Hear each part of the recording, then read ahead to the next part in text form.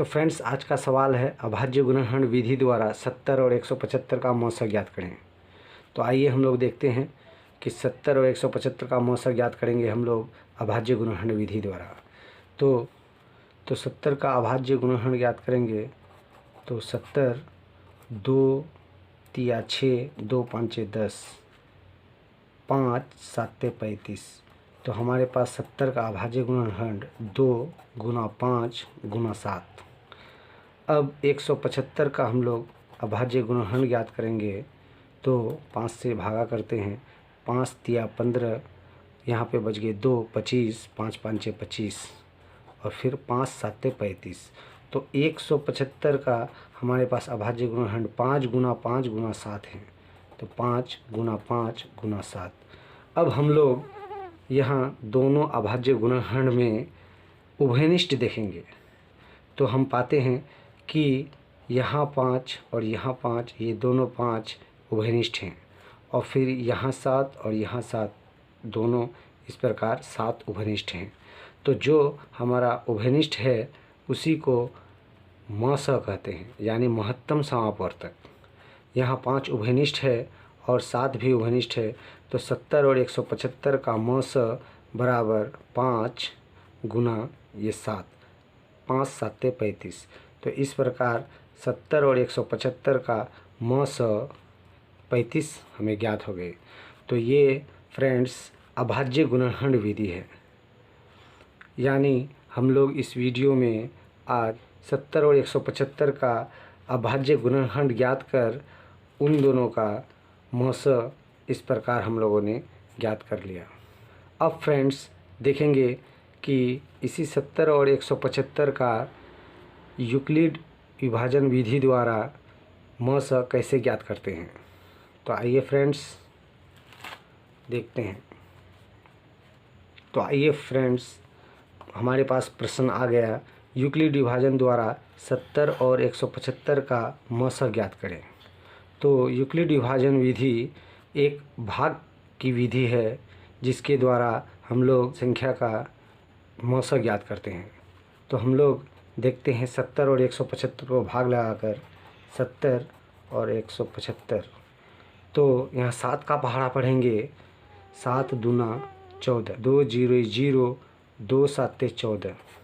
तो यहाँ पे हम लोगों को 35 शेष बचता है। फिर इसको इस 70 को फिर यहाँ उतार देंगे, फिर भाग लगाएंगे, 35 दूना 70।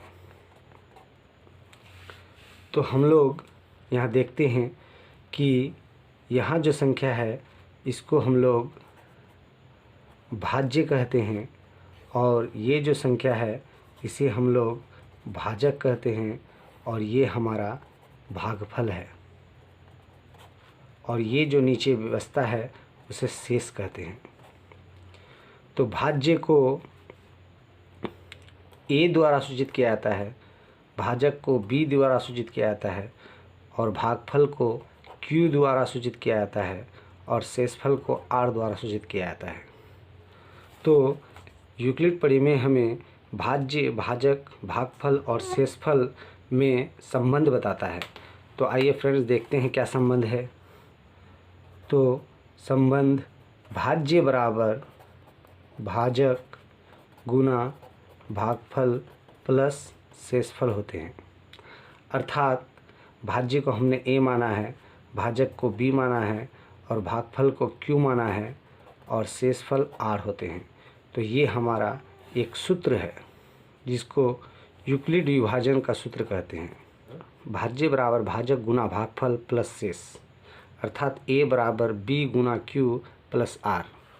तो जितने भी 10th के स्टूडेंट्स हैं वो इस फॉर्मूला को याद कर लेंगे। तो मुझे अब इस भाग की प्रक्रिया को इस प्रकार व्यक्त करना है कि भाज्य यानी 175 बराबर भाजक 70 गुना भागफल 2 प्लस शेष 35। यहाँ भाज्य 175 है और भाजक 70 हैं और भागफल 2 है और शेषफल 35 है। फिर दूसरा पद, ये जो पद है, अब इसको फिर इसी प्रकार लिखेंगे इसके सूत्र के रूप में कि यहाँ भाज्य 70 है और यहाँ भाजक 35 है, गुना भागफल 2 है और शेष 0 है। अर्थात हम लोगों ने यहाँ इस भाग की प्रक्रिया को यूक्लिड के सूत्र द्वारा व्यक्त किया और इसका जो भाजक है, अंतिम भाजक, वही मस कहलाते हैं। अर्थात 70 और 175 का मस बराबर 35 आंसर। तो एक बार फिर फ्रेंड्स हम लोग इसको रिवाइज कर लेंगे कि यूक्लिड विभाजन द्वारा 70 और 175 का मस ज्ञात करें। तो हम लोगों ने 70 को 175 से भाग लगाया तो शेषफल 35 बच गए। फिर 35 को अब भाजक बनाकर और प्रथम भाजक को भाज्य बनाकर इसको भाग लगाएंगे। तो 35 दूना 70, शेषफल 0 आ गए। तो अब यूक्लिड परिमेय हमें बताता है कि भाज्य बराबर भाजक गुना भागफल प्लस शेष। तो इसी सूत्र के आधार पर हम लोग इस भाग की प्रक्रिया को आगे लिखेंगे कि भाज्य 175 है, भाजक 70 है और भागफल 2 है और शेषफल 35 है। तो भाज्य बराबर भाजक गुना भागफल प्लस शेषफल। फिर दूसरे स्टेप में देखेंगे कि ये हमारा भाज्य है, ये भाजक और ये भागफल और ये शेष। तो 70 बराबर 35 गुना 2 प्लस ये शेषफल 0। तो ऐसे यूक्लिड विभाजन के द्वारा हम लोग मस ज्ञात करते हैं। हमें तब तक ये भाग की प्रक्रिया करते जाना है जब तक कि शेषफल 0 ना आ जाए। जो शेषफल जब 0 आ जाएंगे तो उस पद के भाजक ही हमारा मस होगा। अर्थात 70 और 175 का मस 35 है। तो आज का वीडियो बस यहीं तक। दे मुझे इजाज़त। धन्यवाद।